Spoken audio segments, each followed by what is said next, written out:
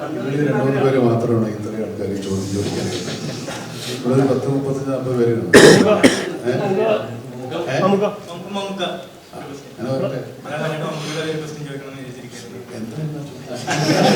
മമ്മൂട്ടി കമ്പനിയുടെ ആ ഒരു പ്രൊഡക്ഷൻ ഹൗസ് വന്നതിന് ശേഷം ഓരോ സിനിമകളും നോക്കിക്കഴിഞ്ഞാൽ ഒന്നിലൊന്ന് വ്യത്യസ്തവുമാണ്. അതേപോലെ സിനിമ ആരാധകർ ഇഷ്ടപ്പെടുന്ന തരത്തിലുള്ള സിനിമകളാണ്. സോ മമ്മൂട്ടി കമ്പനി എന്ന പേര് മലയാള സിനിമയിൽ എന്നും നിലനിൽക്കണം എന്ന് ആഗ്രഹിക്കുന്ന ഒരു വ്യക്തി എന്നുള്ള നിലയ്ക്ക് ചോദിക്കുകയാണ്. മമ്മൂക്ക അഭിനയിക്കാത്ത അല്ലെങ്കിൽ തീർച്ചയായിട്ടും ഞാൻ സിനിമ പ്രൊഡ്യൂസ് ചെയ്യുന്നതല്ലേ.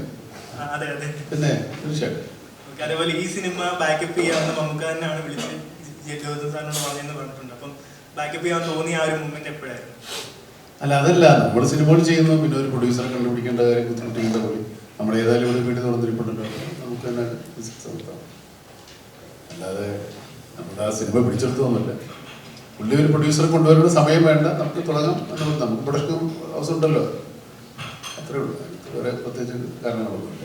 നമ്മളില്ലാത്ത പടങ്ങളും ഉള്ള പടങ്ങളും ചെറിയ പടം വയ്ക്കുന്ന പടങ്ങളൊക്കെ വരും. നമ്മളെ കൊണ്ടാവുന്നവർ വരും.